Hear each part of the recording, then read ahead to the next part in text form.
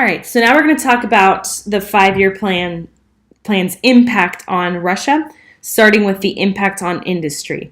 So as a result of how Stalin changed the factories in Russia, steel production rose by 500%, electrical output rose by 400%, coal production rose by 500%, and tractor or food production rose by 2,000%. And by 1939, the Soviet Union was the number 3 industrial power behind the United States and Germany.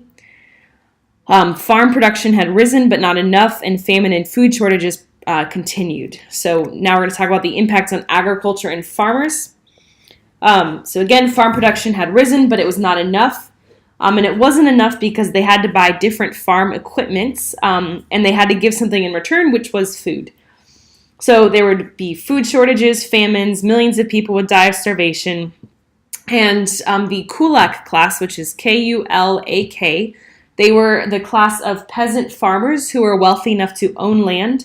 And they became kind of a villain for Stalin. He didn't like them because they had independence, and he felt that they were a threat to his rule. And he forced them off of their farms. He took over their farms. A lot of them were arrested and sent to Siberia. 5 million were killed or shipped off to the prison camps in Siberia to die. And in retaliation, the kulaks, the farmers, fought back by destroying their most valuable property, which was their livestock. And it's going to take Russia until the 1950s to have their livestock totals reach their 1928 levels. So it's going to take Russia a long time to recover from this. And then finally, we have the impact on the lifestyles. Under Stalin, everyone had a job. Unemployment was not a problem, and part of that is that so many factories needed workers that everyone was working in the factories, or many people. New cities were built, and about 25 million people moved from the country to the cities. Most of those cities were brand new cities. The Soviet Union went from mostly a rural country to a country with many large cities. Again, 25 million people moved to the cities. And there were so many jobs in Russia that a lot of Americans moved to Russia so they could get a job, because this was right around the time of the Great Depression in the United States when many people were unemployed. One positive thing about this time period is that education levels grew in Russia, so they managed to eliminate illiteracy. Now, one of the ways that Stalin kept power were the purges. So these were Stalin's efforts to cleanse or get rid of any opponents, he was attempting to purge or clean the Communist Party and the country of all anti-Stalinist influences. So pretty much he was just making sure that he had total power by getting rid of people who were a threat to him. So he called them enemies of the revolution, but really he was getting rid of anyone who could possibly remove him from power. So people who were affected, about 8 million people were arrested. This included about 25% of the army officers and government officials. About 1 million people were kicked out of the Communist Party. Thousands of people were executed. Many of them were executed without trials.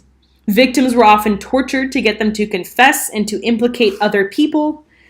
And there were a few show trials of top communist names. So one of the people, as we saw in the documentary, one of the people who helped Stalin take over, what ended up being in one of the show trials, he was tortured into confessing that he had plotted against Stalin. And the trial that they held for him had a bunch of fake evidence and fake information. But the news reporters who were in the room believed everything, and so people were convinced that these top officials were guilty of plotting against the revolution. And as a result, Stalin gained absolute control of Russia. The army, the government, and the diplomatic corps all lost experienced people. Younger men gained prominence a lot earlier than they would have otherwise. Army morale was hurt, and millions of people were killed or disappeared. Again, Stalin's total is about 23 million people who were executed, imprisoned, or died during his rule. And so, what do the purges tell us about Stalin? Well, he was very paranoid. He was very paranoid about losing power. He cared more about power than about people or about his country, and he was very diabolical. He was willing to kill people who were closest to him just so he could stay in power.